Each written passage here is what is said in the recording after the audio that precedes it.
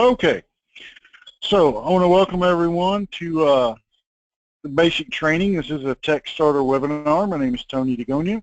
I'm the sales engineer for the South Central United States for WatchGuard Technologies. My region covers Texas, Oklahoma, New Mexico, Colorado, Kansas, and currently I'm also taking care of Arkansas, Missouri, and Louisiana. Though after the first of the year, we should have a sales engineer that covers those areas. So if you're from any of those areas, welcome. And if you're from any of my areas in the region, welcome as well. Hopefully we'll have a nice informative webinar, and we'll keep it as interesting as possible. So I want to start off just a few housekeeping things. You know, if you have a question, type it in, shoot it over, or you can come off mute and ask. Real laid back, real easy going. Once again, if you can put your microphones on mute.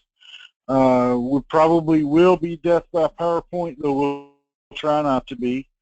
And we're all here to learn and have a little bit of fun. So, you know, let's see what we can do to have a little fun with this.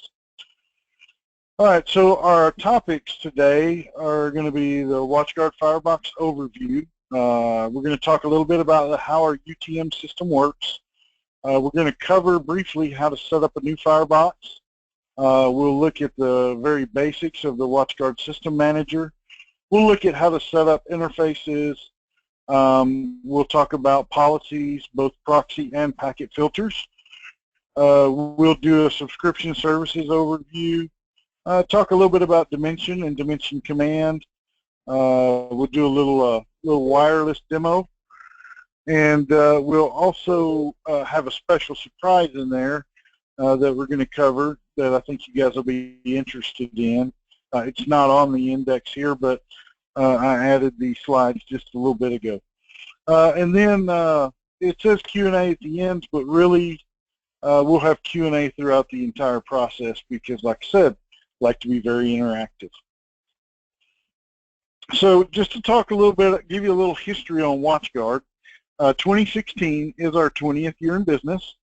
I've only been with the company this year, since January, but like you guys, I was a partner for many, many years before I came to work here, and just really loved the products, and liked most of the people that I met that were with WatchGuard, so now I'm lucky enough to be a WatchGuard employee myself. What's interesting about WatchGuard, though, is that we pioneered the very first security appliance. Before us, there was Checkpoint and Microsoft and a few others that were software-based, and you would install that on top of a server or something to that effect. But we were the first ones to come out and actually put our software on a purpose-driven appliance and sell it as a package. We were also in 2003 the first to incorporate UTM capabilities into a single appliance. So though other companies, our competitors, may have a little bit, they may market a little bit louder and get their name out a little bit faster, what makes us interesting is that we're pioneers in a sense. In 2010, we kind of went back to the drawing board a little bit, and we had a new product architecture created, which was created a modularity within our system so that we could add and take away different modules that will go to market with different pieces a little faster, and ensure that we could future-proof our boxes by using those modular pieces to ensure that we've got best-of-breed subscription services. In 2011, we came out with our cloud-based defense called RED, our Reputation-Enabled Defense. We also rolled out application control in our next-generation firewalls. In 2013, we introduced access points, and we also introduced Dimension the same year. In 2014, we started rolling out our next-gen firewall appliances, and we also rolled out APT, or Advanced Persistent Threat Blocker protection. And in 2015, we introduced Actionable Threat Visibility, which is our Dimension Command piece.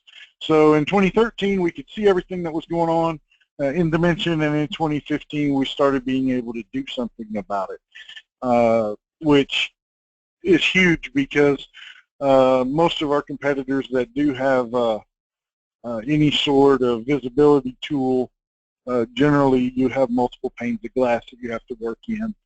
We can actually take action right there in our visibility or reporting tool.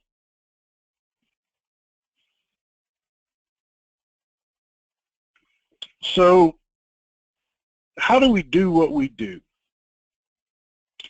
Well, sometimes we'll say it's real simple, but it's really not. Basically, what we do is we have a purpose-built platform that's built on virtualization. On top of that, we have a proxy-based network inspection. Our hardware platform is built on common hardware pieces, such as Freescale processors and Intel processors. We also integrate with the latest virtualization products such as VMware and Hyper-V. We also, like I said, we use industry standard platforms. We use a proxy-based network inspection format where we can, roll out network proxies or packet filters, and we can apply the different subscription services based on what we roll out for traffic to pass through. So, for example, on a proxy-based or on one of our proxies, we can actually roll out antivirus, URL filtering, anti-spam, intrusion prevention, application control, data loss prevention, VPN, APT, or a red service. I'm gonna have to hold for 1 second, guys.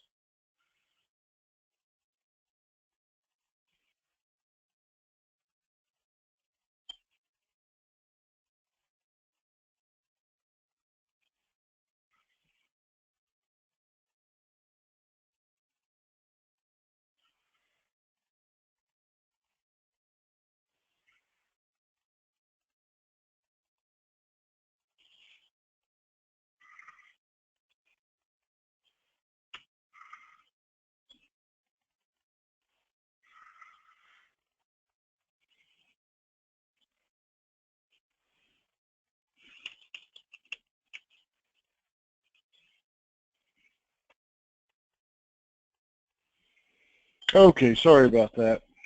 And then to top all that off, we have our Dimension Visibility and Centralized Management platform. We feed all of our logging into that.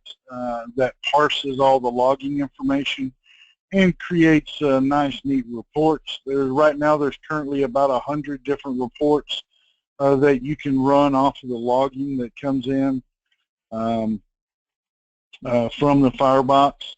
If you've got everything set up, it makes for a real nice report, and you'd be surprised exactly how much information comes out of the firewall. I did a presentation one time here a while back down in San Antonio with a partner we've got down there, and I set up a firewall with just some basic proxies, nothing major, and I had everybody in the room. It's about 15, 20 people in the room, and I had everybody log on to the Wi-Fi that I had set up, and got a internet connection plugged into the firewall. And I said, okay, now everybody log on. Here's the credentials. Log your phone onto the wireless and just put it in your pocket. Don't text anyone. Don't go to any websites. Don't do anything. Just let your phones run. And on 15 phones, we let it run for about 30 minutes. And then I went back and I pulled up the log counts, how many logs were created in that 30 minutes from 15 devices, just doing updates on the software that they've got on their phones. And there was 125,000 log line items for the logs that came across through Dimension. So it was really interesting just how much information the firewall can actually see and then pass along. And with that being said, how hard is it for, you know, an IT department or an IT person to work through 125,000 logs if they're looking for an intrusion? It's pretty near impossible, I would think. Okay, so just to carry on, I mentioned earlier that we have a future-proof solution. Everything that we do is modular, so we partner with best-of-breed partners for all of our subscription services, and it really makes it nice because, for example, we use AVG for antivirus. AVG is consistently in the top 3 or 4 antivirus manufacturers on the market. But let's say, for instance, in all the acquisitions and stuff that's going on, AVG suddenly becomes number 10 or 12 or 20 on the list. Well, it's real simple. We take AVG's module out. We sign a contract with the partner that we want to add in for antivirus. We write the module, build up the feeds, and then we roll that out with new antivirus that's in our box. And what makes it, the other part that makes it nice is you don't have to go and re-buy it. We roll it out with an update, with a new feature pack that comes out.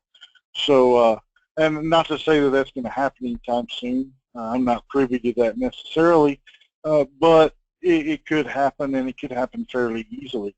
Some of the other things that we do that we've been very fortunate is to have URL filtering with WebSense. I was talking to a potential customer here a couple of months ago at a trade show, and it was for a school district, had about 1,500 students in the district, and she had spent, the IT director over there had spent like $120,000 for 3 years worth of WebSense filtering. Well, we have a full WebSense deployment in our firewall that you get to make use of when you buy the subscription service for it. You don't pay anything extra or anything like that. It's there, it works, 130 categories, and it's good to go. We also partner with Siren for anti-spam. We partner with Trend Micro for IPS and for application control. We partner with,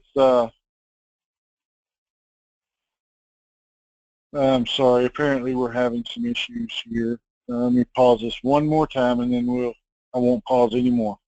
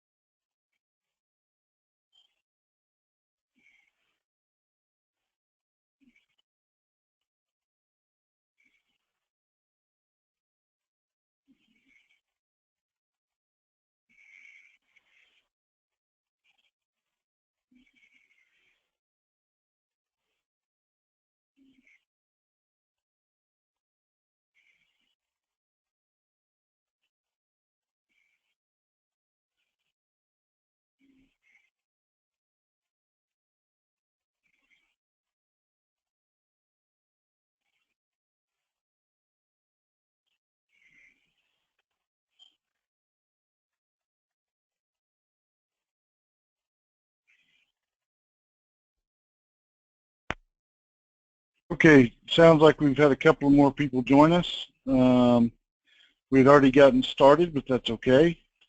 We'll pick up where we were leaving off there. Give me 1 second.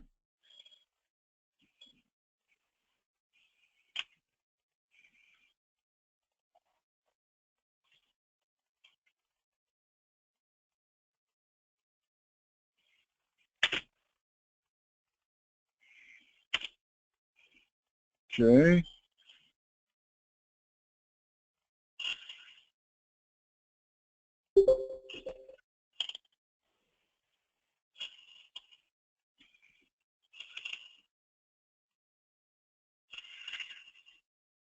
Let's see here.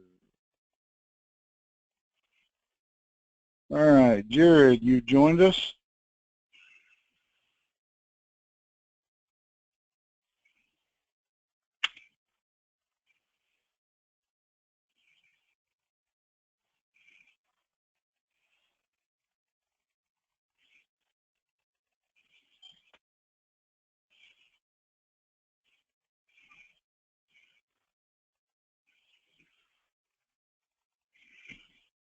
Okay.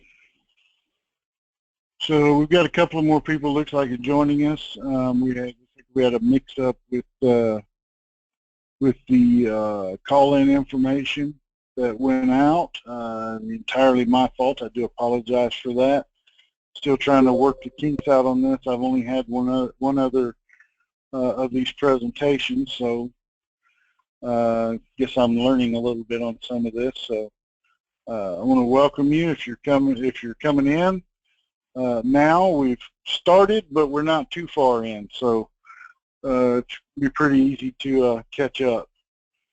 So if you can hear me, go ahead and just shoot a message over that yes, you can hear me.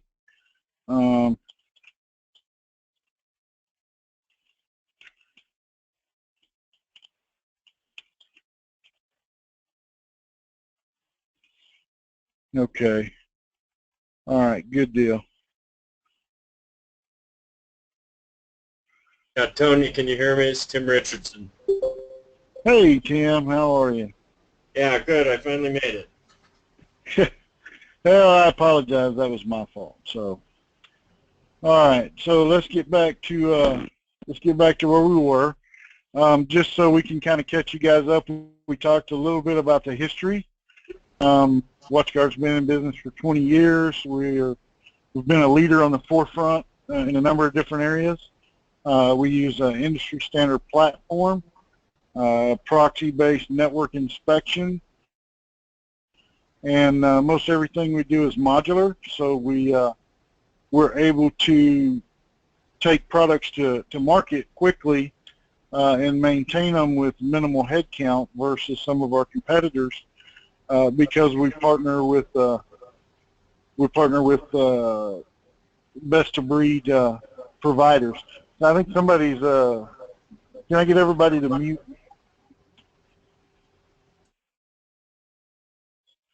Just getting a little feedback there. All right. And with that, we have our red service, or no, I'm sorry. Let me go back to Advanced Persistent Threat Protection.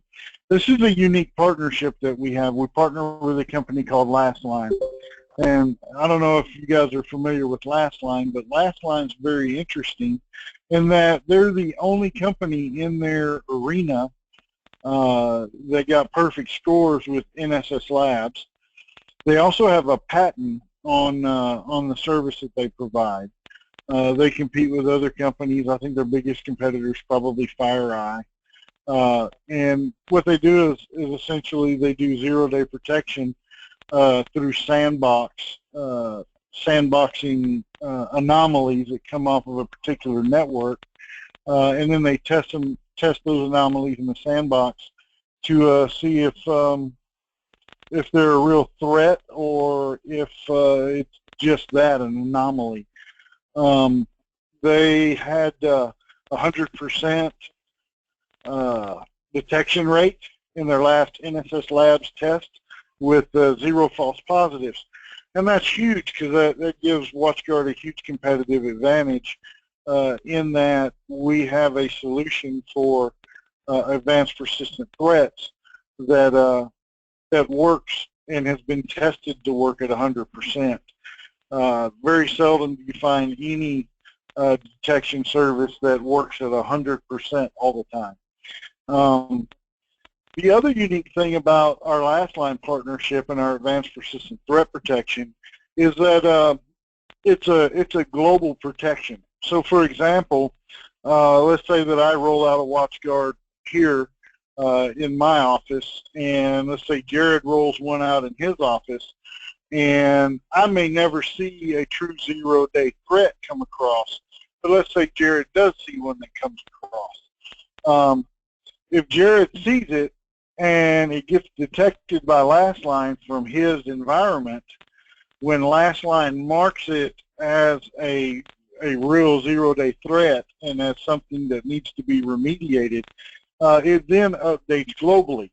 So I get to take advantage, I guess you could say, of Jared's misfortune.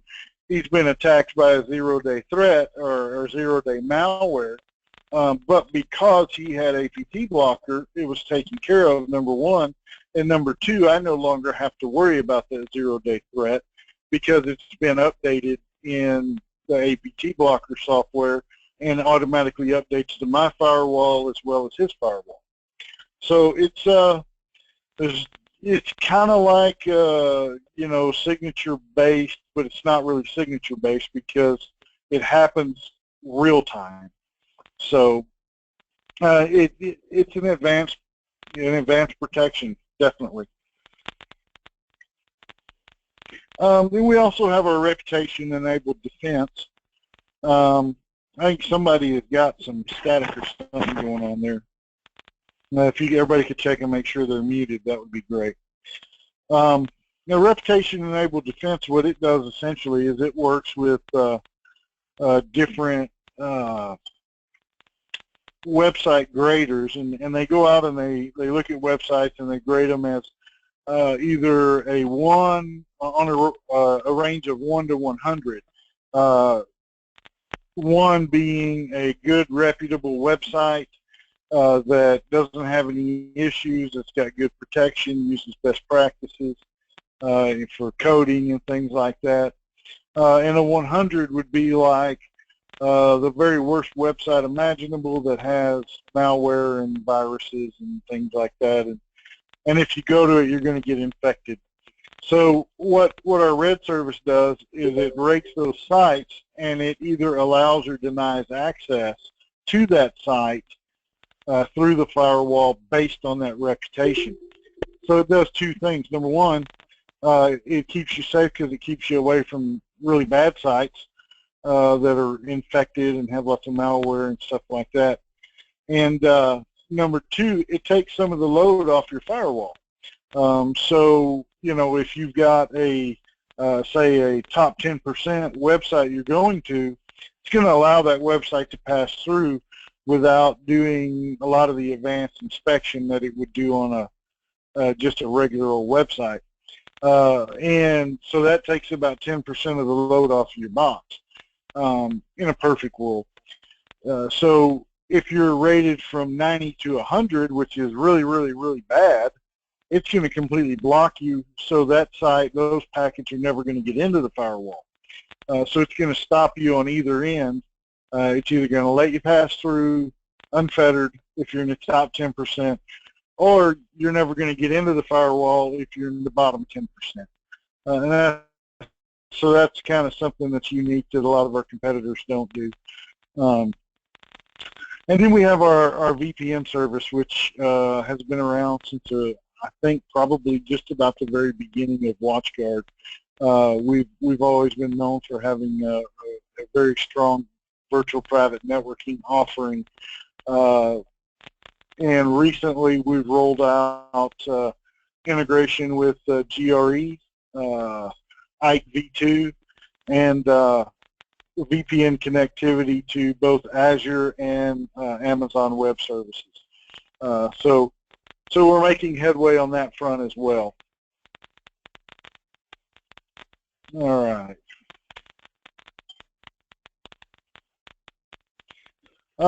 So just to recap, our architecture is built on a 3-year effort. Most of our contracts that go out for subscription services are 3-year contracts. We do offer a 1-year contract, so you can pay year to year. There is a significant reduction in cost if you go for a 3-year subscription versus a 1-year. And there's also a significant cost reduction if you purchase a bulk subscription versus a subscription to a single service. It's roughly, by the time you buy 2 subscription services, it's less expensive to buy the full subscription package. We run a modular structure. Hardware runs multiple CPU partners like Freescale and Intel. Software uses best-of-breed components, and we do make use of the integration with the accelerators between the hardware, virtualization, and our software. One other thing to note, we have roughly, I believe it's 9 different platforms, with our smallest one being a T10, which will support about 5 to 7 users, all the way up to an M5600, which will support about 7,500 users. It's all the same software across the board. So it's all managed the same way. Has all the same features. If you log into a T10 or you log into an M5600, the only real difference you're going to see is the way the interfaces lay out in the software. And here's an idea of what our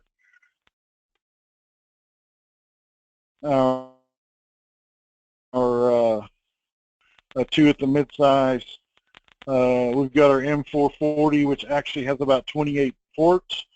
Then we've got the M200 and 300, which is our SMB line. We have the T30 and T50 for small branch offices, and then our T10, which we recommend for like the CEO that's going to go home and wants full connectivity back to the office, that sort of thing. Now, there's one other box that we have that was just launched this year, I believe it's in August, and that's our T70. T70 it was specifically built around Google Fiber. The idea is that we had a lot of customers and partners that wanted a tabletop appliance that could handle true gigabit throughput. So it specs out about the same speeds as an M200 or M300, but it's in a small package. It's about the same size as a T30, and it's about twice as thick as a T30, but your overall footprint's going to be about 9 inches in length, and then it's a full 1U in thickness. It'll run up to about 60 users. It has a little over 1 gigabit of UTM speed and about 4 gigabytes total firewall speed. There is no integrated wireless, but it does have 2 PoE ports on the back, and so you can essentially take one of the access points that we sell, plug it in, and it will power that access point. It does have full gateway wireless controller in the firmware, so wireless is not an issue. In my own environment, I have a T70 running, and I have a segregated network. Because I work out of my house, I have a network segregated just for the family, and I run a SIP phone and an AP off the back of it, and it works like a champ. I've had 0 problems since the day I put it in. It just runs. All right. Do we have any questions so far?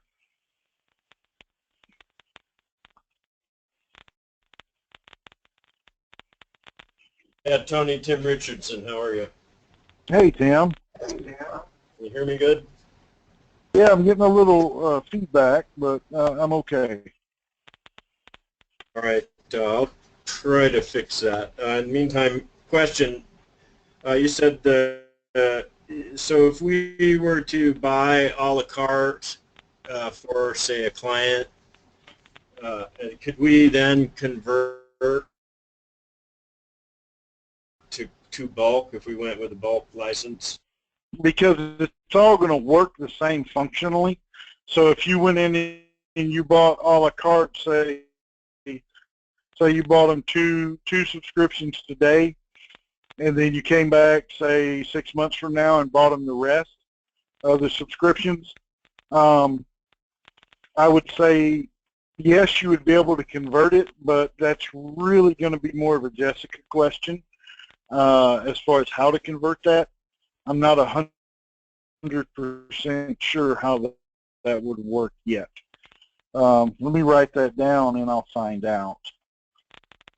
But quite honestly, you know, it's so much less expensive, you know, to just go with the basic package or to go with the total security package than it would be to buy even two of those a la carte. That it you know, unless the customer was just really adamant about not wanting the other stuff, it would be cheaper just to go ahead and give them the whole package. Okay, gotcha. Thanks. Okay. All right. So let's talk a little bit about Dimension and Dimension Command. Is everybody familiar with Dimension? Have you heard of it yet? Has anybody seen a demo on Dimension yet? Tony, oh, good. Ben's using it. Okay, go ahead. Yeah, this is Tim again. I've been trying to install it via a virtual machine under Linux, but I haven't had success yet. But I'll get it up. But I'd love to see a demo. Okay, good. Good. We're going to do a demo just here in a second. Okay, so Dimension Command is our Dimension is our visibility tool. Dimension Command works. It's part of Dimension. It's not really two separate pieces, but the way that you install it is a little different. The way you install boxes is a little different with Dimension Command than just for the logging. But what Dimension does essentially is it pulls all the logs off the firewall. It creates nice, neat, easy-to-read reports. With Command, you can take action on the reports that you see or the dashboard that you see. You can, go in and real-time block malicious users. You can log into the web UI and make changes to the firewall. You can create connections like VPN connections right there from Dimension Command. You can also go in and do comparisons on previous configurations and even roll back to previous configurations. You can also drill down and track policy changes. One of the big things that is coming up with HIPAA and PCI compliance is tracking policy utilization. So you can actually look and see how much a policy is being used and decide whether or not you need to get rid of that policy or maybe make a change to that policy so that it's utilized more frequently and utilized better. We also have automated out-of-the-box reporting for management visibility, compliance, both HIPAA and PCI compliance, and we can also run audit trails out of Dimension. So let me see what the next slide is here. I think, yeah, this is where we're going to do our demo. So give me just 1 second here, and we'll change this over to, here we go. This is Dimension. Close that out. So this is our Dimension demo, if you will. It's like a corporate demo and everything.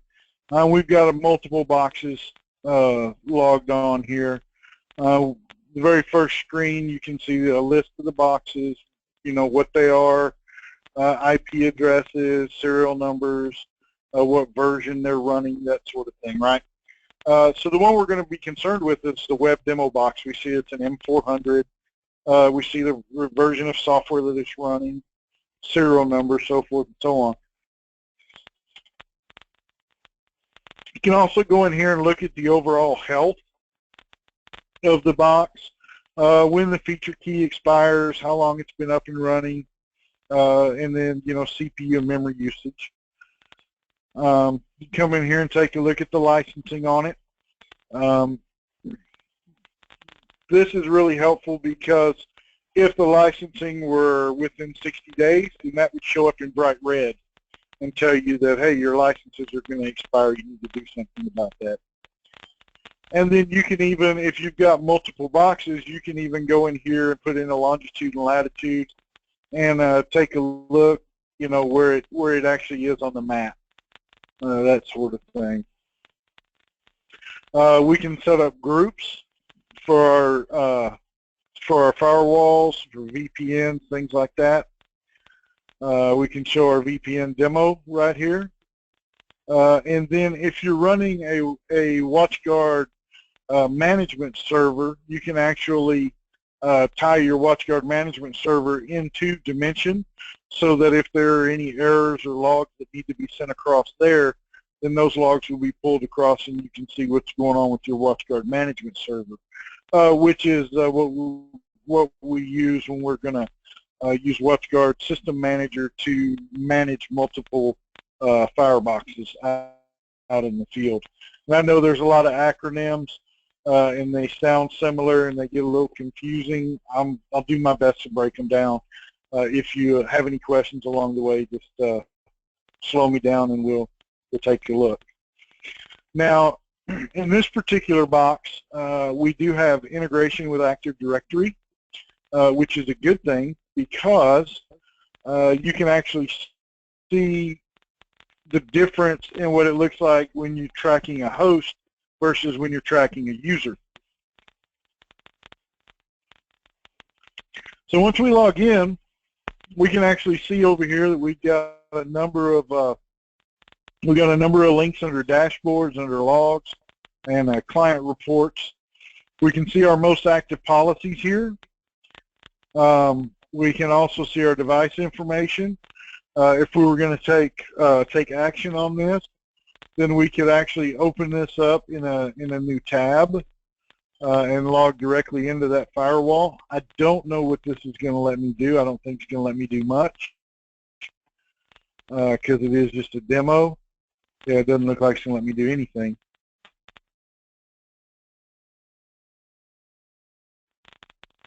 Yeah,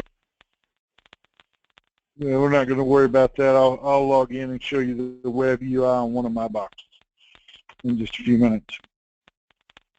So we'll take a look at the executive dashboard here. Is everybody seeing everything okay? Yeah, okay, good.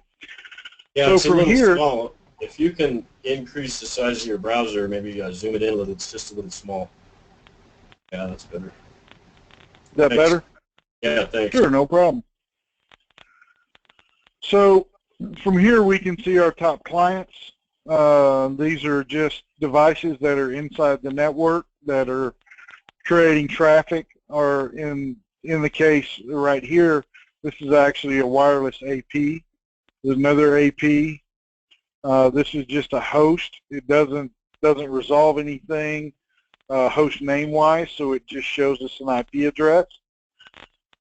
This is a host right here. It doesn't. It's not authenticated through Active Directory, so we're just seeing the actual host names. And then we've got some users. And so when you have users, wherever they log in from, as long as they authenticate, you'll still see the username. And in some cases, you can actually track a user around to see what different hosts they're logging into, which makes it kind of interesting, because if someone were to, say, try to go to different computers and do different things, then you'd be able to track that user as long as they were using the same username actually in the reports here. We can see in top domains somebody is really killing box.com.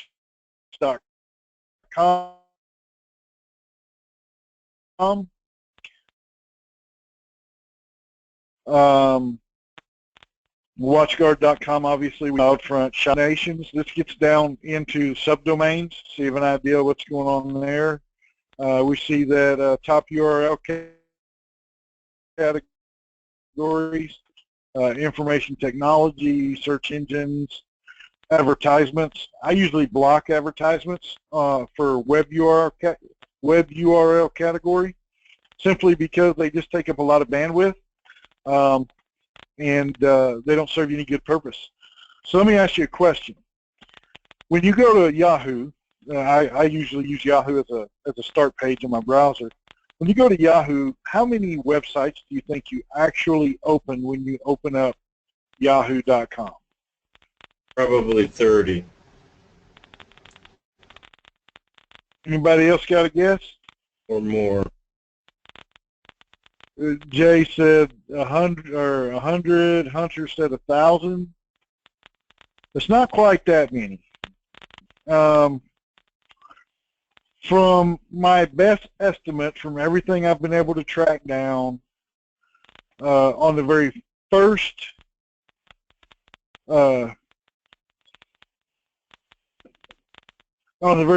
page before you scroll, it's going to open up roughly about 67 different websites.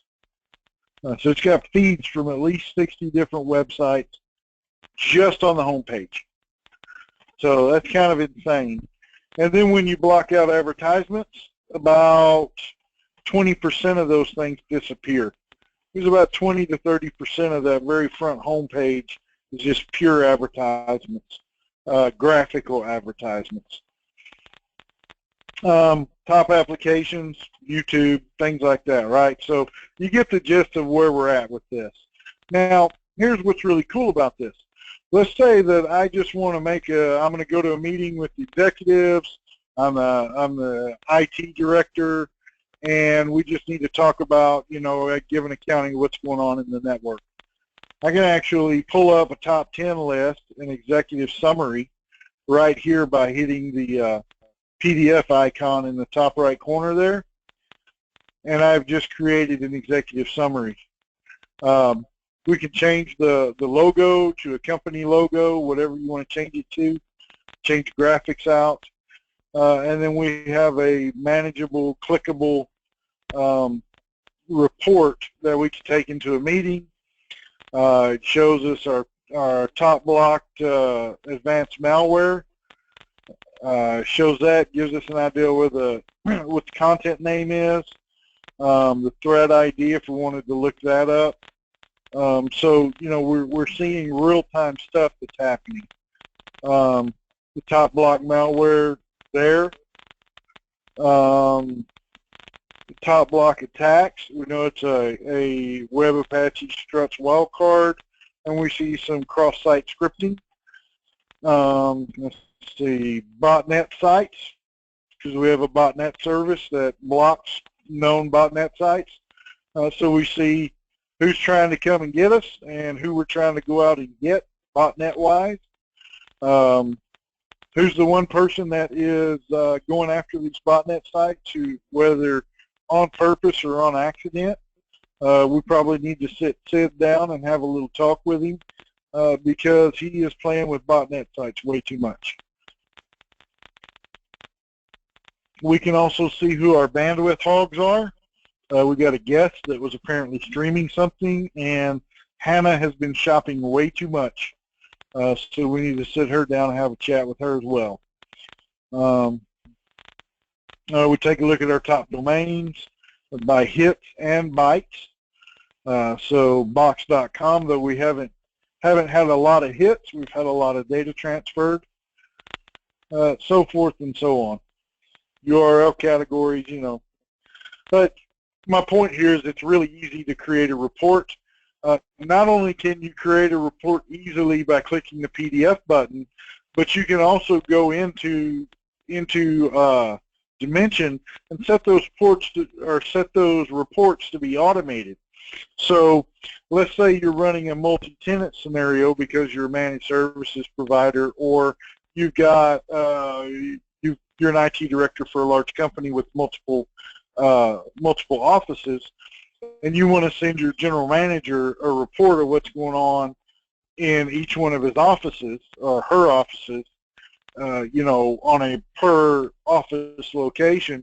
You can actually go in and set these reports to come out to IT, to come out to the executives at each one of those locations, so that they have an idea of what's going on in their branch, right? So just you can really go in here and see what's going on in your network for one thing. For another thing, it's real easy to disseminate this information, and it's readable.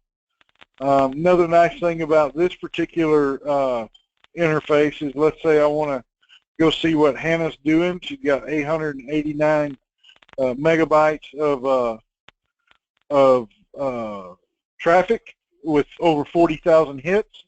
So I want to go filter on Hannah. Now I can see what Hannah's doing. I'll see where Hannah's favorite domains are, her top URL categories, apps, destinations, categories, protocols. So now I know what's going on with Hannah and her computer usage habits. So we can take this and write policies around it. We'll move down here to the security dashboard. Same situation.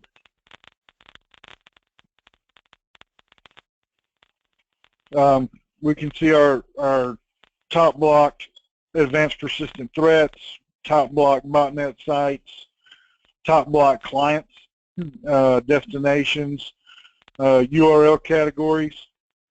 And some of these are really grab you and make you want to dig deeper. Like, for example, you're blocking out sex in the workplace. You don't want people, searching porn sites. Now you go in here and you filter on sex, and you see who's trying to cruise porn, on the company machine. And so now we have a conversation with Jesse.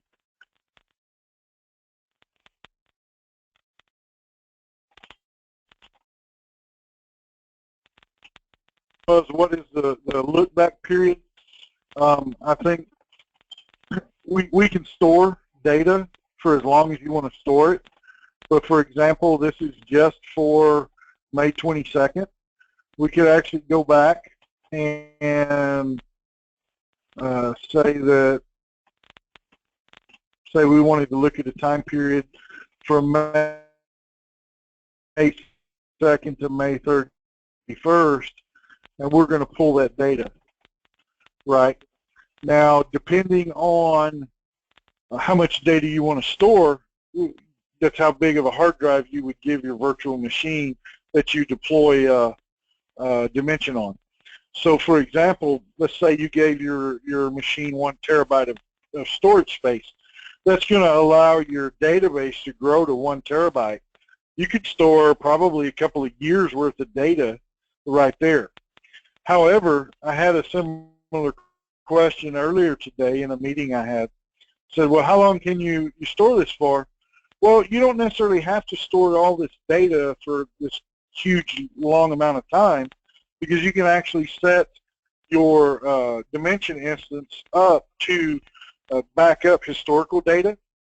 So, every 30 days, every 60 days, it's going to back up the historical data, so that when it starts rewriting over, then you're going to have that data backed up. Kind of the one way to look at it. If you wanted to store data this long, it runs on a Postgre database, so you could have a fairly large database. You don't have to use the database. You can create a database server with Postgres database on it, and have a send all that data over to that database, and you'll actually just about double your capacity for the database difference because of the way it builds the database out. So let's look here at the subscription services, and we'll take a look. We can see subscription services and nice graphics there. And show you the malware that's going on, your botnet detection, reputation level defense, data loss prevention, intrusion prevention, on a time scale from 5.2 to 5.31.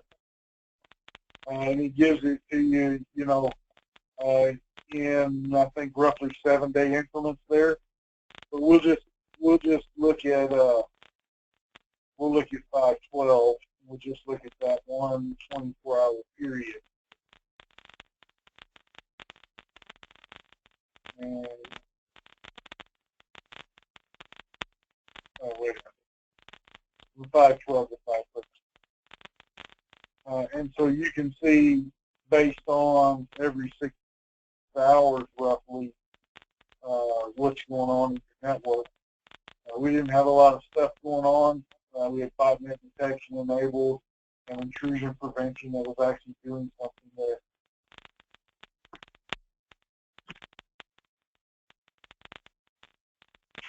Did I lose you guys for a second there? Nope, we heard you. Okay, good. There's a little bit of a signal scratch in there. But okay, good. So we'll take a look here at a little bit larger range of time. And so once again, real simple to create a report, and this is a more advanced report on your security services.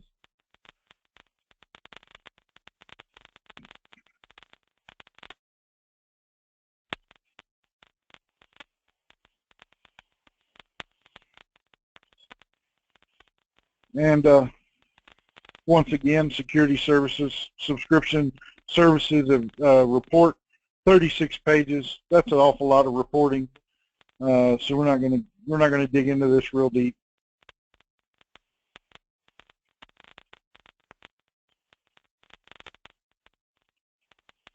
But it does give you a lot of detail. And so what this does is as an IT director or person that's in charge of making sure that, your IT stuff is taken care of, it gives you a lot of information to make decisions on. And it's all documented, right? So, facts don't lie. It's all right there. So I'm going to minimize this. We'll hang on to that for later. Just some of the other stuff to look at real quickly. There's a full threat map in here, so you can actually see where stuff's coming from, on a nice geographic looking map. And it is pretty accurate. It's based on what we currently have geolocation blocking, and I'll show you that in a minute when we log into the firewall. But botnet sites, things like that, web traffic, and this is kind of a high-level overview. Now, this is one of the few screens that you cannot create a report from, so it's just kind of pretty inside of the application, and you're not going to, unless you do a screenshot, you're not going to have this to take into a meeting or anything like that.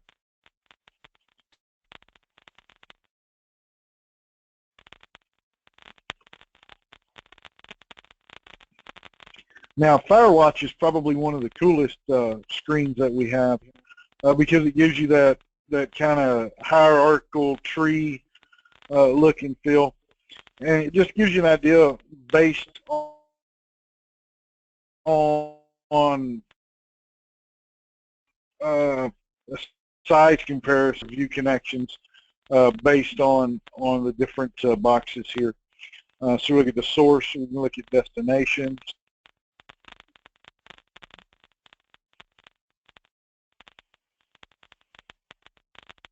And as you can see, there's a lot of really small boxes over here. You know, it gets very granular in its reporting. But we're not going to go into all of those.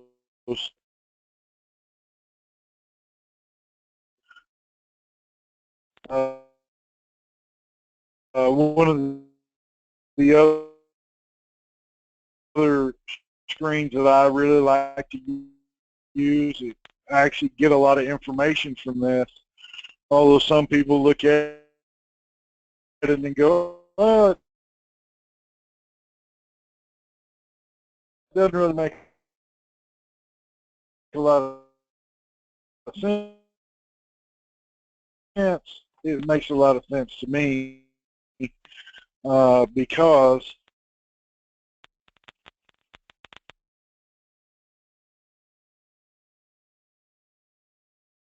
it shows you your policies and shows your policy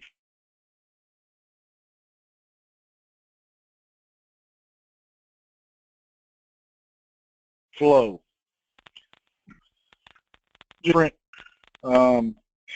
Personally, if you'd have a very good idea of what each one of these is used for. I do encourage because you've got to read all of this stuff after the fact. And if you name it something and you don't understand your naming convention later, it doesn't serve you any good purpose. And I like to keep it as simple as possible. If I got to give it a long name so I understand it, then that's just what I have to do. We'll take a look here at our access point devices. When you have APs that are running in the gateway, you can actually see the different APs, and you can see how many clients each one has, the amount of data that's processed, and you can break this down on the amount of data that's transferred. You can break it down on SSIDs.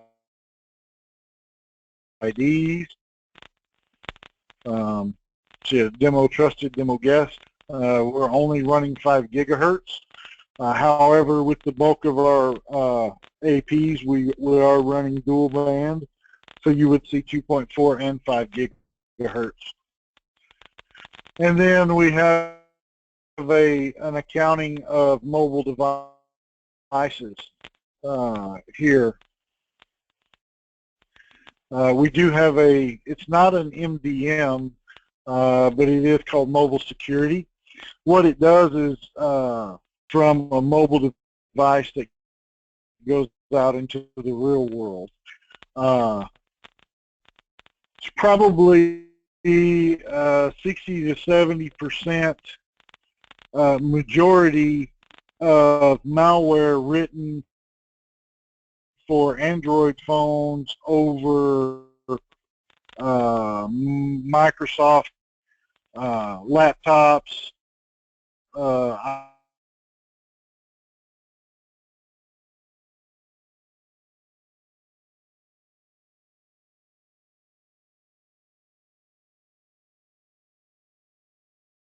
iPhones, and other types of devices. Android is probably 60 to 70 times more exploited than any of those others. So it's real important that you make sure that you keep constantly intrude into your network and be able to pull data out. Allowed to log onto the network and go anywhere, do anything within the network. With that being said, we can set policies for revision number for places where you can download software.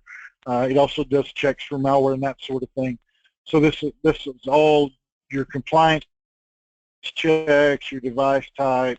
Does it log in through VPN, and it tracks all that information and drops it right. You also have a log manager, which will show you all the logs that are coming across. On this particular device, we've got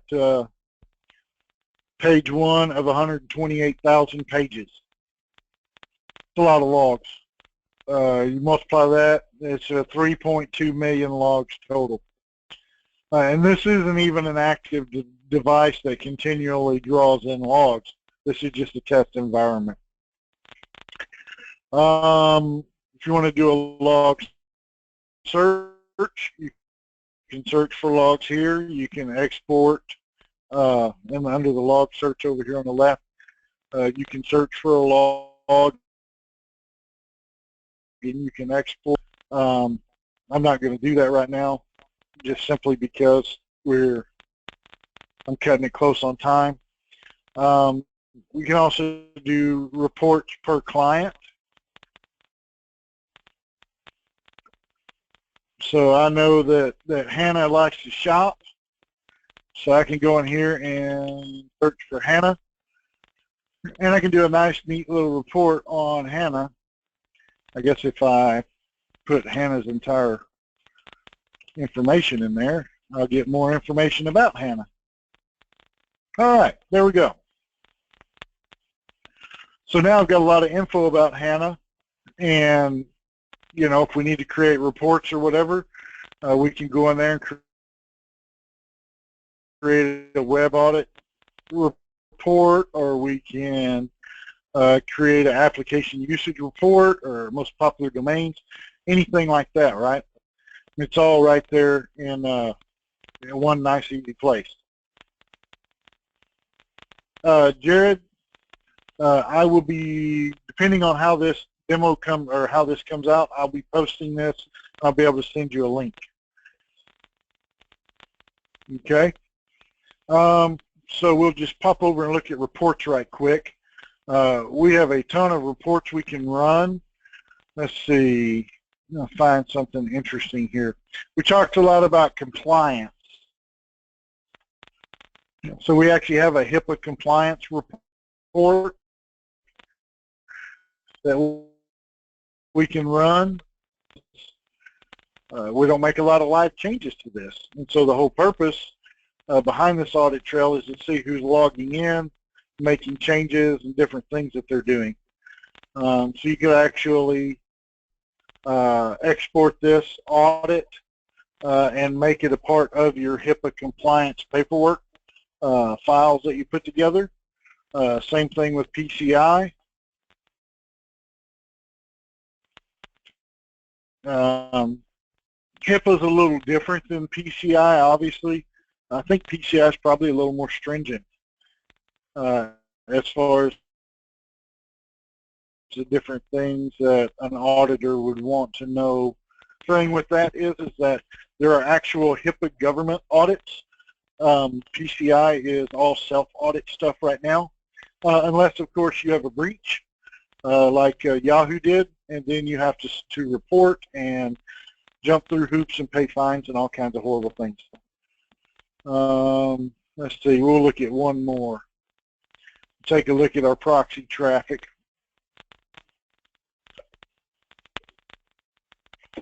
This is not a pretty report, but it's very informative. Tells you a lot of information on a basically an hour-by-hour basis. I think this is every 12 hours or something in this particular one, but you can do it as much as or as close together as every 20 minutes. So if you've got a lot of stuff, a lot of activity going on in a particular time period, you can actually narrow this down and trace what's going on within your network in that time frame.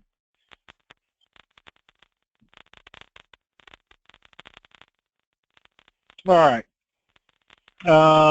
Let's see. So everybody's pretty well got the gist of this. We can go into more detail at another time. Does anybody have any questions about Dimension while I'm still in here?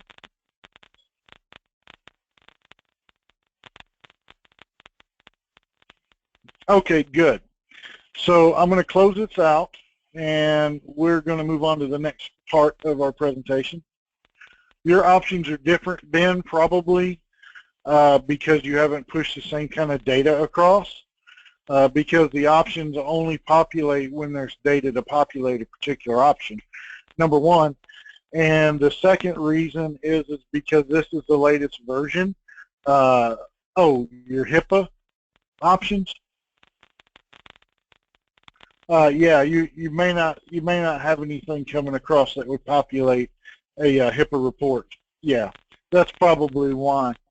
It's because you don't have any data that would populate that HIPAA report. We can talk about that after the call if you'd like, or tomorrow. We can schedule some time and take a look at it. All right, no problem. All right, so I'm going to log out of this. We'll close that out, and we'll talk about our subscription packages real quick. Now, we've talked about all these different subscriptions and things. Let's talk about how we package it up. So we have 3 packages. We used to have more, but we try to make it simple and affordable. So we've got 3. We've got our support package, which includes the firewall, VPNs, application proxies, and 24/7 support. That also includes 24/7 RMA on a box. Say you've got a box that dies on you. It doesn't happen often, but it does happen occasionally. I actually had to answer a question for a customer the other day about, what our failure rate is, and I was pleasantly surprised to note that across the board, failure rates are less than 2%, which is pretty good. And then on top of that, we have 24/7 support and RMA on all of our boxes. So that's pretty nice. If it does fail, you can have one on site the next business day in most cases. Now we also have our basic security, which includes our intrusion prevention, application control, web blocker, spam blocker, gateway antivirus, reputation-enabled defense, and network discovery. And then with total security, we have everything that the other 2 have, except we have gold support. And what gold support is, well, I'll explain that in a minute. That's on the next slide, actually. But it's an advanced level of support. We include advanced persistent threat blocker, data loss prevention, dimension command, and our new TDR product. I know it says malware, but it's actually threat detection and response. That'll be rolling out first quarter 2017, and that will be included in the total security package. So the total security is bringing you stuff that you don't even have yet. It's going to be pretty nice stuff. Our support services, yes.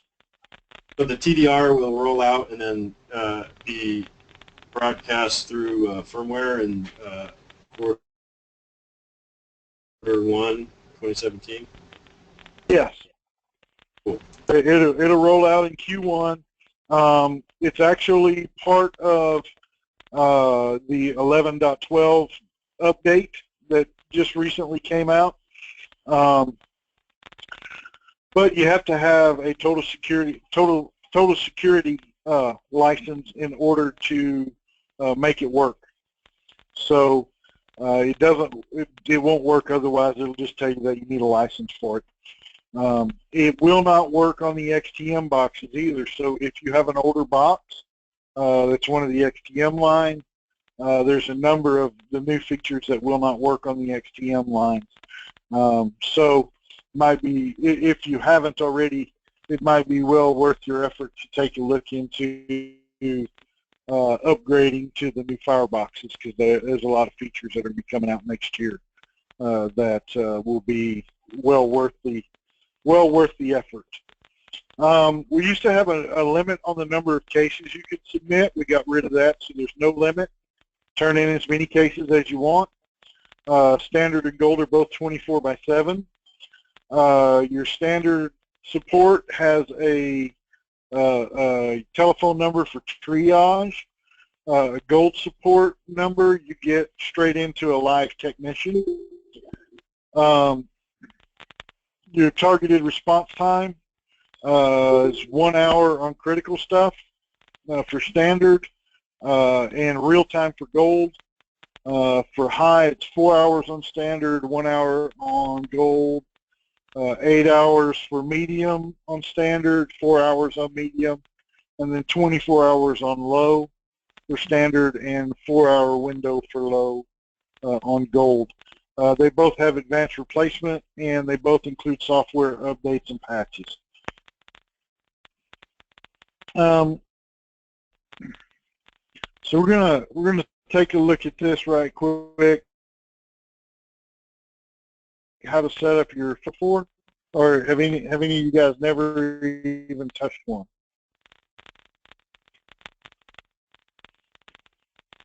So Frank, you're saying you've never set up a firebox before, and Jay, never touched one. Okay, so we'll go through this right quick. No, don't say it's similar to Sonic. Well, that's horrible. You had one set up by an IT contractor. All right. Yeah, Jay, you're just poking at me, man, and it's not funny. All right. How to set up a firebox for the first time. Now, I'm going to make this slide deck available to you guys afterwards if you want it. It's not at all similar to Sonic Wall nor Cyber Roam. Thank you very much. We won't discuss that any further. So you'll have access to this, and what I did is I went in and I put links in here. So nice and neat and easy here. We'll open up our WSM Quick Wizard setup, and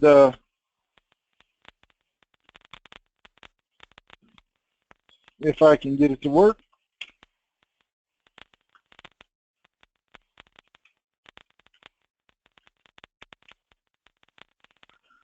We'll open this up.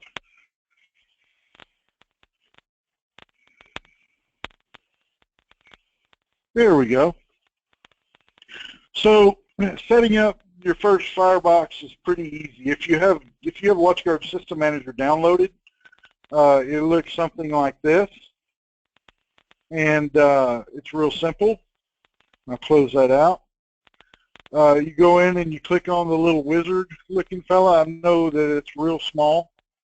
The other thing you can do is go into Tools and go to Quick Setup Wizard, and it'll go through and it'll look for, or it'll pop up and ask you if you're ready to set up your first firewall.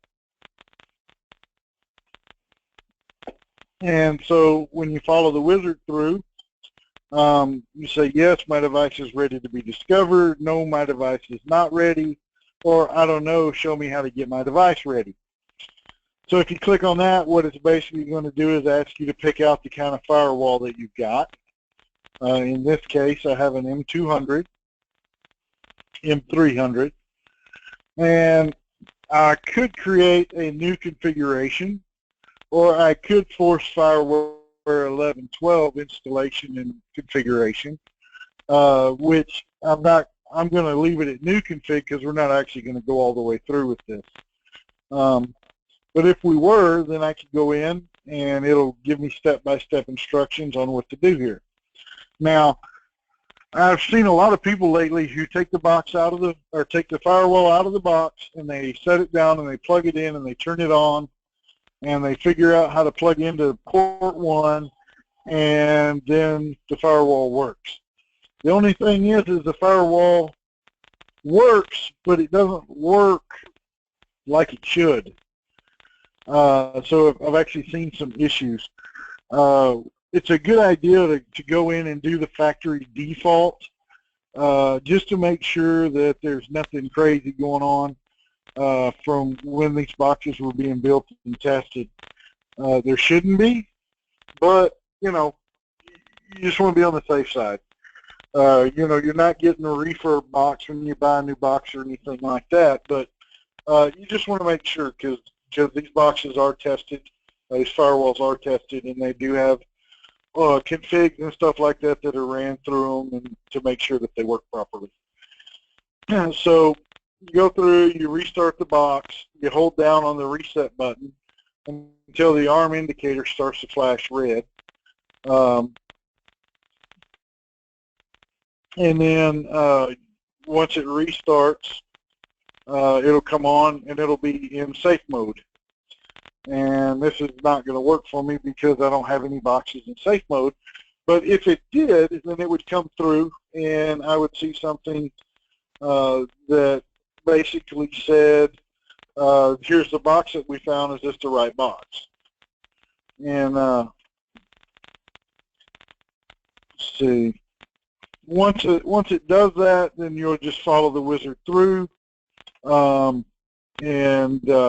know, what I always do is I just tell it, keep the same IP address, and I just run it through so that it does the latest update, and make sure that the operating system is defaulted, so that I can go in and program something new, and take care of any issues that may be in there.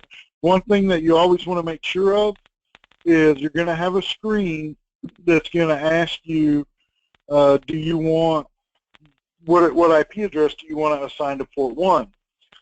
Go ahead and leave it default, but down at the bottom there's a checkbox that's going to say turn on DHCP for this interface. You want to make sure that you check that, otherwise when you restart the firewall you won't get an IP address and then you'll be like, crap, it doesn't work. And so you'll beat your head against the wall a little bit on that deal. We don't want to go that route. I've done it before, so I'm speaking from experience, not just because I want to tell you about it, but it can be very frustrating. Now, with the latest version of firmware, we now have it set up to where you can actually go in and set up some of your subscription services straight out of the box. So used to be that it just set up a basic outgoing policy. Now when you go and set it up, it actually the setup wizard adds 5 default policies. Actually, this is 11.11 and lower. With 11.12 and higher, it's now going to ask you if you want to set up these policies, and it'll set up an FTP proxy, an HTTP proxy, an HTTPS, your WatchGuard web UI, a ping, a packet filter, a DNS packet filter, a WatchGuard packet filter, which is what allows you to program the box with WatchGuard System Manager, and then your outgoing filter. Okay, yeah, we'll address this after the meeting, Tim.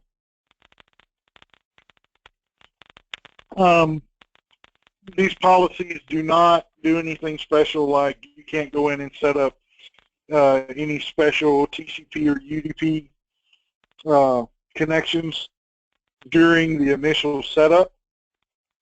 It does use some of your security settings, subscription settings.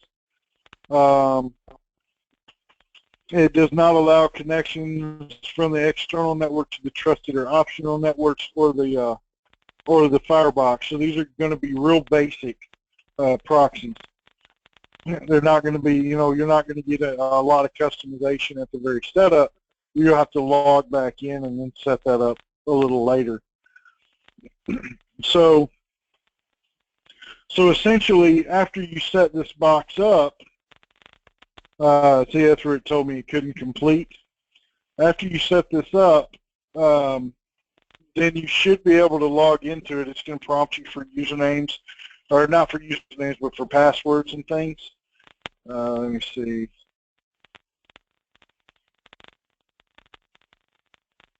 A fail-safe policy when setting up the box via the wizard. Explain fail-safe a little better. I don't totally understand what you mean by that.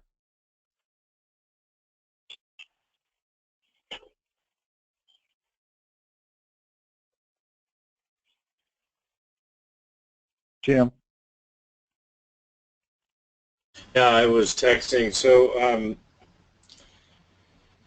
yeah, so if so if a policy, if one of the default policies doesn't catch bad traffic, it'll basically block everything, or block that transmission. In other words. Yeah. So when you log into the box after the fact, this is WatchGuard System Manager, by the way. So if you have if you don't have a policy for something, then it'll come through as an unhandled packet and it'll be dropped. Okay. Okay, gotcha. So for example, here you'll have an HTTP proxy, you'll have an HTTPS proxy, you'll have. Can you guys see this, or is it too small? It's a little small, Tony. Okay. Let me see if I can make it. I don't think I can make this any bigger. We may just kind of have to suffer through on this one. There we go. So you'll have all these, you'll have a few of these. You'll have your ping and your DNS, your web UI. You'll have NTP. Finally, WatchGuard realized that you had to have network time. So, you know, without it, nothing ever works right and everything flakes out. So there is a network time packet filter that gets automatically created. And then you'll have your WatchGuard management server, and that's about it. So everything else we have to build based on our needs, right? So we're going to go straight in here to the talking about policies and stuff. Basically, you're going to block. It's going to block everything if the box fails or a policy does catch a particular bad packet, right? So you'll be able to log in here and look at your Firebox System Manager while you're initially doing your build out, and you can actually go into your traffic monitor and you can see everything that's going through the firewall. Okay, so I always scroll to the bottom because that's the newest traffic first. So let's say that something was coming through here that didn't have a packet filter or proxy for it. It would come across in red. And so you would see unhandled packets or blocked packets or drop packets or anything like that. You'd see that here in your traffic monitor in red. So what I do is I usually will just go through this initially, make sure there's nothing crazy going on. You can pause it and scroll through. You can highlight something. If you right click on it, you can, you know, copy a selection. And what I like about it, I like to use it like this. I go and take that selection, and then I can paste it here so that I can study it a little better. So I see that it's a WatchGuard internal. That's the name of the policy. A little bit, Jared. You can search a little bit. It's not as much as, say, using Dimension to search, but it's enough to troubleshoot, right? So let's say that I've got a client on the network that I want to watch what's going on. For example, I want to watch the Dimension server to make sure stuff's getting sent across. I can actually filter on the IP address for the Dimension server.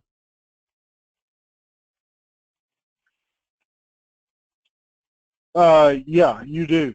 You do, Tim, because you're not, for some reason, you're not passing traffic for whatever reason. Now, something that's very important to note, we'll take a look back here at the, I'm going to put these back in regular detail mode. Okay, if you look at your actions here, you see that there's a little piece of paper looking icon there. That paper means that everything's being logged. If you don't turn on logging for everything, every proxy that, or every policy you have here, then all you'll ever see here is red. That may be, Tim, why you're only seeing red stuff, because you're not logging any of your traffic that's passing through. So you got to make sure that you turn on logging for each one of your policies. You don't have to have a log server to turn on the logging. It won't pass through the traffic monitor as a log either. Okay. So, for example, I'm going to go look at this the production HTTP proxy. I'm going to go in and modify it. So this is a real simple. I've got basically I have an alias built around a certain set of IP addresses, and I've got those marked as known members. This was actually a proof of concept for a potential client. One of the first things I always do when I build out a proxy is I go in here to logging, and I tell it send a log message of allowed packets. Because if you don't, you'll never see what that proxy is passing. It'll just go on, it won't account for it. So a proxy is built of a couple of things. You've got your shell, which is this right here, and then you've got your proxy action. Okay? Your proxy action is where you go into detail and you assign your subscription services, and you can actually tell you know, SNMP traps, or you can send notifications, whatever you want to do, right, off of this particular policy. You can go in here and look at your deny message and go into detail on your deny message. This is going to come up, and it's basically a HTML page, and it's got a red banner and all that. If anybody here is familiar with web design or WYSIWYG editors, you can actually take this code and drop it into a WYSIWYG editor like Dreamweaver, and you can customize it. Drop it back into your deny message, and then you've got a custom deny message. If you're going to use your reputation-enabled defense, you want to make sure you log everything there. Antivirus, you know, set that up to drop when a virus is detected, or what to do if a scan error occurs. My web blocker, if I want to use that, then I can go in here and set up my production web blocker, and then go into the categories and set all my different categories. I'm not going to go into detail here because I have another class where I go into more details on this stuff. So you'll have to come to that class if you want to see all the details. Data loss prevention, your proxy exceptions. We talked a little bit, I think, earlier about proxy exceptions. If you want to put in a website or a series of websites that you do not want anything to be done to, you just want to let them pass through untouched, this is where you put them. And then if you wanted to use a web cache server, you could set that up here because the firewall does not cache websites. Something to be aware of. On a default setup, it's going to look something like this, right? So it's going to scan executables, and it's going to block executables, right? So if you try to download a .exe, it's going to block it. If you need to download applications for Microsoft that's in an executable or MSI format, it's going to block that. So you may want to take that out or create a policy just for IT to allow that to pass through. Otherwise, you will get very frustrated and bang your head against the wall. I know from experience, not because I was taught this. So it gets kind of frustrating. All right, so this pretty well sums up what an HTTP proxy looks like, right? An HTTPS proxy looks exactly the same way, except it's different. I know, that didn't make any sense, right? you actually have two pieces, three pieces to an HTTPS proxy. You've got your shell, which is what's looking at the outside of your HTTPS packet, your secure packet.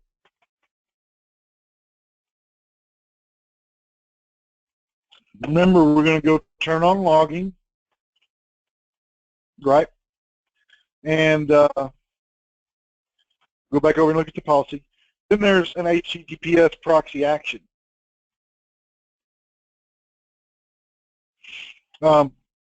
So here's where you go in and turn on your content inspection, things like that. This is just all the stuff that happens before you break open the packet and look in there and see what's going on. So if you enable content inspection, then you have another proxy action, and that's where you get into all the details, right? You can also bypass domain names, set up your web blocker, general settings, things like that, right? And so that's basically how this is all set up, and that's how it gets into the amount of detail and granularity that it gets into. So this is what WatchGuard System Manager looks like. It's a basic idea of how it works. A lot of stuff you can do. If you want to add some feature keys, you can add them here under Setup and Feature Key. You can go in and name your system, put some stuff, information in there in case for some reason you lose it. Hopefully you won't carry it around and lose your firewall, but it can happen. If you need to do any authentication, you would do your Active Directory, Secure ID, LDAP, Radius authentication all right here. And this is where you go in and set all that up. Let's see here. If you want to look at your certificates, you can set up your certificates there. Actions, like your proxy actions that we've been talking about, track all of these here. You can actually go in and create proxy actions here and then assign them, or you can create the proxy action while you're developing the proxy policy, right? So it really depends on your workflow. You need to set up NTP, make this a managed device, global settings, anything like that, right? You do all that stuff here. Let's see, you need to configure an interface. You find your interfaces under configuration. In this case, this is an external interface. It's pretty easy setup. I tell it it's external. I go in and set the external IP address, the gateway, and if I need to set up any QoS or anything, I can do that there. If there's secondary IP addresses, I can add those here. And Bob's your uncle, you're on the internet. For my trusted interface or my internal interface, I would go set that up here. I can actually use the Firebox as a DHCP server, set up my subnet, make it trusted. In this case, I've got a number of devices behind the firewall. Do that on a MAC address by MAC address basis, so that when the box sees the MAC address, it comes into the ARP list, it automatically gives it the same IP address all the time. Go in and configure my DNS and WIN servers there. If I have any special DHCP options, I could set those up here. I don't see that happen very often, but on occasion it has happened. If I wanted to restrict access by MAC addresses, I could assign those MAC addresses here. And Tony, question. Sure. Can I restrict RDP traffic and or VPN traffic by MAC address? By MAC address. Rather than like an external IP address that I may or may not know. So if I'm traveling with my laptop, can I create a policy or a rule that says if this MAC address hits the network via RDP or VPN, allow, otherwise block? Write that down. We're going to look at some stuff after this, and we'll look at that at that time. I'm not 100% sure. I think you can. I'm pretty sure you can, but I want to make sure. Okay, that's so one of my questions. We'll actually try and create something and see what happens. Okay, cool. Thanks. Okay. So that's basically how you set up your internal connection there, your LAN interface. If you need to set up any VLANs, you can set those up here, right? Same basic configuration. The difference is let's say you wanted to set up some VLANs, you'd go in and click on the interface you wanted to make your VLAN interface, set it as a VLAN interface, and then you decide whether or not you're going to send and receive tag traffic, and then you can set up your VLANs right there. Of course, in order to do that, you've got to have switching on the other side that will support VLANs, and you have to set that up over there as well. But that's how easy it is to set up VLAN. We do run QoS on VLANs as well, so you can prioritize traffic there as well. Full layer 3 compatibility. All right, let's see here. I think that's about it on this piece. There is one thing that's really cool. You can actually go set up a USB thumb drive wireless card in one of the USB ports in the front of the firewall. And once you set it up here and you know, go through this, which is really not a whole lot to set up, and tell it that you want to use it, plug it in, turn your firewall off, and then turn it back on. And then in the event that your external connection were to drop, it would fail over to that USB wireless card. So you'd have 3G, 4G connectivity for failover. There are some supported models for that, and I do have a hardware list, a hardware compatibility list. It's not every one under the sun, but it is a number of those devices. Okay, we've pretty well covered most of this. We've talked about subscription services. We've talked about dimension, cloud Wi-Fi. Let's see, how much time do we have?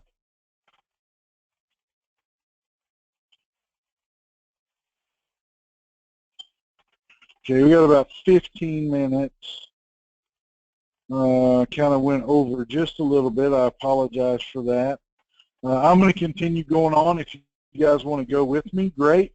If you need to hang up or something, that's fine too. And I'll just put this on the web when I'm done. Let's see here.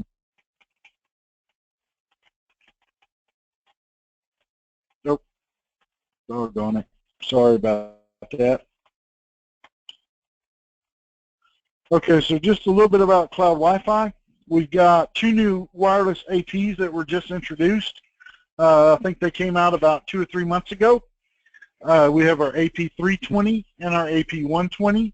They are replacing our older APs, which was our AP100, 102, 200, and 300. These are much, much better wireless APs than the previous versions. They're actually, the AP320 is a 3x3 MIMO. It's got 3 radios in it. It's running dual band protection from wireless. It runs a WIPS, and it runs background WIPS. It's got 2 gigabit Ethernet ports. One of them is for an SSID extension, and they both run full meshing. The 120 is a 2x2 MIMO, runs speeds all the way up to 802.11 AC. It also supports WIPS and WIP scanning in AP mode. and it only has a single gigabit Ethernet port. They both have power plugs, so you could plug them in from an external power source, or they run standard PoE as well. Something interesting about this, we have a patented wireless intrusion prevention that's a little bit different from our competitors, like an Aruba or a Meraki or those guys. We're actually able to run our whips in a way that is not intrusive to our neighbors. So, for example, if you were to go and turn on whips or wireless intrusion detection, is what some of our competitors call it, and you were to actually go in and tell it to kill rogue APs, there was actually an instance here a while back where a customer did that with, I don't remember if it was Aruba or Meraki or who it was, but they actually went in and they told their wireless system to kill rogue signals, and they shut down Starbucks, which was their next door neighbor. The issue with that is that Starbucks didn't like it very much and filed a complaint. This particular customer that was running whips that actually did this wound up paying a $60,000 fine because it's against the law to do that. FCC fined them significantly.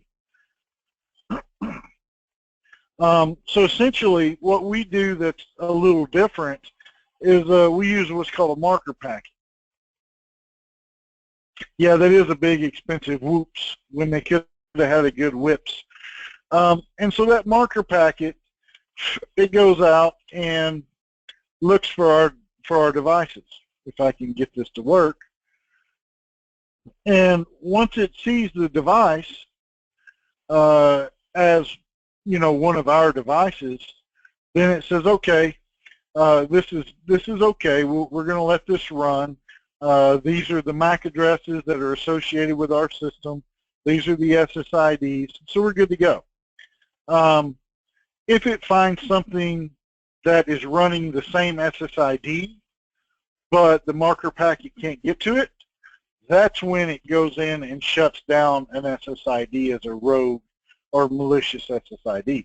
So Starbucks can sit right next door to us all day long. We see it all day long. As long as we're not running the same SSID, then we're good to go.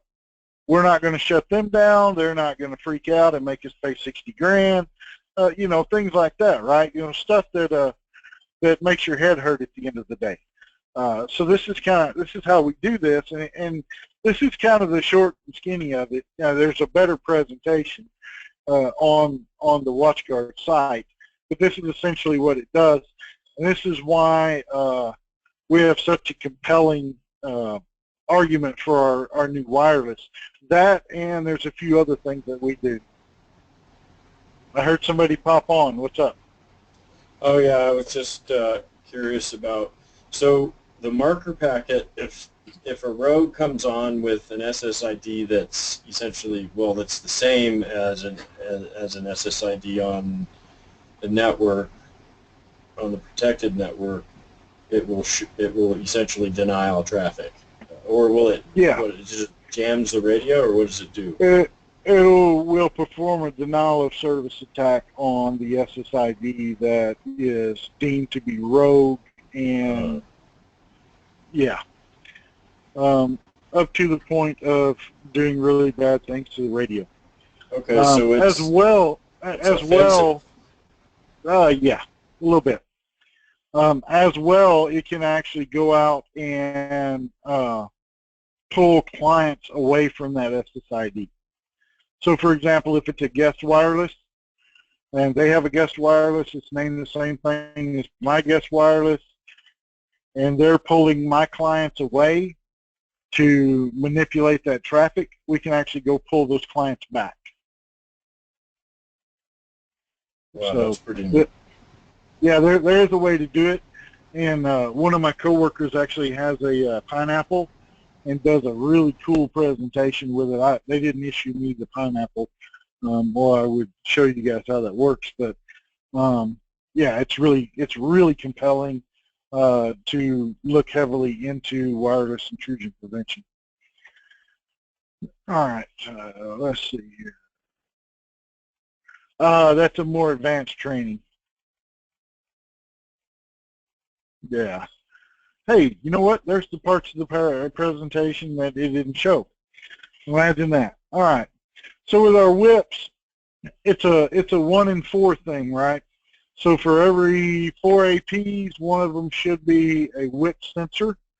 So let's say you go out and you want to sell this to a potential customer, and they say, well, I just bought a brand new Meraki system, and it doesn't, I spent a lot of money, and I don't want to do that yet. I want to switch everything out.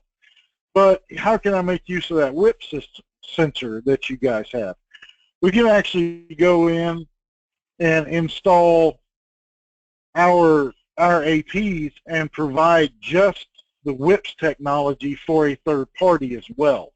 So we can actually run that alongside a competitor's APs and help protect that network just as though it were our very own network, and prevent, those wireless intrusions. So that's one of the cool things. It gives you a chance to get in the door and do those things, work alongside that other provider. So there's basically three ways that our wireless works. We have our Firebox Managed Wireless. It provides only the Gateway Wireless Controller and light features, but it does have the full UTM protection of the firewall. That's the good part. Then you have our cloud Wi-Fi. Now, we can drop cloud Wi-Fi in behind any firewall. Doesn't matter. Does not have to be a WatchGuard firewall. Completely vendor agnostic as far as that goes. It does not depend on our firewall to work at all. It's all cloud-based. Okay. So we got the full feature Wi-Fi cloud, the Go mobile web app, patented whips, stateful firewall and application visibility that we can actually see from the cloud itself. We have a full analytics suite that's provided with the Wi-Fi cloud. What's great about this is we include it, whereas our competitors charge you extra for those analytics and things like that. So we can actually see things like dwell time, location of devices like geolocation stuff. We can look at history, frequency. We can see, like, we can upload a map to the cloud and set up where our APs are setting, and we can actually pinpoint where people are going, how long they're staying there. One of the other things that we can do that most of our competitors really can't do is that we can look at our passerby customers. So let's say you're in the mall, you've got your Wi-Fi set up, and your Wi-Fi goes out into the hallway of the mall. We can actually see how many people walk in front of the store and don't come in. We can see how many people come through our network but don't actually log into the network, simply by querying their Wi-Fi device, the radio in their cell phone or tablet. So as long as that's turned on, even if they don't connect to us, we can still see them. We also provide a mobile-friendly captive portal that allows us to allow users to log on via social media. They can fill out a form, anything like that, right? And we also have customizable campaigns that work hand in hand with that, so that you can actually push out text messages and things like that to customers as they're on your network and going through different areas in your retail location, or we had a car dealership that did that, and everybody that went and stood by a certain Ford F-350 got an email with $10,000 off, for example, things like that, right? And yes, Tim, we are now under Wi-Fi surveillance. We knew it would get this bad, now it's here. And then we have the Wi-Fi plus UTM. So basically, that's when we drop these cloud Wi-Fi APs in behind our firewall. We have all the protection of the WIPs, all the really cool engagement and analytics and management pieces. Plus, we have the full UTM security of our firewall. So I was going to do a demo on this, but there's actually a demo online that might be a little bit better, and we're pretty well run out of time. So I'm gonna leave you guys to look for that on the WatchGuard website, and we're going to talk about one last thing, and then we're going to be done here. Surprise, surprise, surprise! There you go. I was not a Marine though; I was in the Army. Sorry. Introducing threat detection and response. This is one of the more exciting things that's happened since I've been here. Actually, since I've been working with WatchGuard for the better part of 10 years. This is probably one of the most exciting things that they brought out. I don't know if you guys heard, but mid-year this year, we actually acquired a portion of a company called Hexus. We acquired their Hawkeye G product set and the employees to go along with it, and this is going to be the end result of that acquisition, which is our threat detection and response product. What it does is it enables us to take immediate action against a threat by correlating it with our network and our endpoints, and then we can score that threat and decide how we want to handle it. So it's not antivirus, but it does have a piece that runs on the endpoint, and it works in conjunction with the firewall and a cloud piece to detect and correlate threats and then respond to those threats.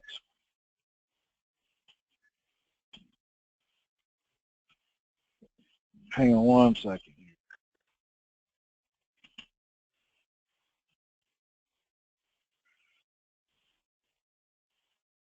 All right.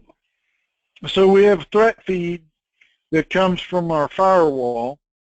We have cloud threat intelligence, and then we have a host sensor that goes on the endpoint. And I'm actually in the middle of the beta test with this right now, so hopefully I'll have another one of these basic trainings in February. Hopefully in February I'll have a lot more information since the product will be launched, and I'll be able to do a pretty cool demo for you. Right now it's just PowerPoint slides. So we're able to prevent with our UTM services, our WIPs, our endpoint ransom prevention, and our network protection.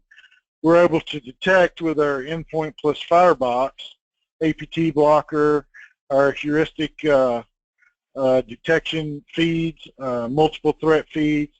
We're able to correlate through behavioral analytics, whitelist verification, and a couple of other things. And then we're able to respond to those threats. And the response is not a carpet bombing kind of response. It's surgical. It's guided and pinpoint, and we can set it up to where it's automatic. So you don't have to respond to every threat that comes along. You can say threats that are at this level are automatically going to be taken care of in this way. Everything else I want to make a decision on, and then you can be notified and handle those threats personally as an IT person or as a person that's in charge of the IT network. So with threat detection and response, basically we do the heavy lifting. It is enterprise grade, and we've scaled it down to where SMBs can make use of it, and it's affordable. And it provides a much higher level of security than what we currently have, because it gets pretty personal as far as it's actually touching every endpoint. One of the really cool things about it, though, is that even if you have a laptop when you're at the office, you've got the WatchGuard that's protecting you. We can still see the threat detection and correlation from the cloud, even when you're not behind the firewall. So it really it gives you that continued sense of security. Nobody else does it. We're the only UTM with fully integrated correlation capabilities. We're the only UTM to process threat intelligence on behalf of our customer. We are the only UTM that provides integrated automated incident response that works in tandem with your existing AV. This is not antivirus replacement. We work in correlation with that. And we're the only UTM to unite prevention, detection, correlation, and response under one SKU. Now here's the cool part. There are some other providers that, like Sophos, they actually provide antivirus that goes along with their firewalls. But when you buy the Sophos firewall, you pay for every license, for every endpoint. We're going to provide a certain number of licenses for each box. So for example, with a T10, if you go out and you buy a T10 with threat detection and response on it, we're going to provide you with 5 licenses for 5 endpoints. For T30, I think it's 10 licenses. For a T50, it's 20 licenses. For an M200, it'll be 60. All the way up to an M5600, I think on that you'll get 250 or 500 licenses. So it's not like it's not a nickel and dime kind of thing where we just want you to buy more licensing. We're going to provide you with a certain amount of this, and then if your network goes beyond that, then you can actually order more on a 5, 10, 25, 50, 100 pack licenses and so forth and so on. So that's threat detection and response. So the next section's real simple. I put together a whole bunch of references with links to different things within our support system, so that you can click on it in the PowerPoint and go through and kind of learn how to do some of this stuff on your own. This is the end of our presentation. I want to thank you for joining us.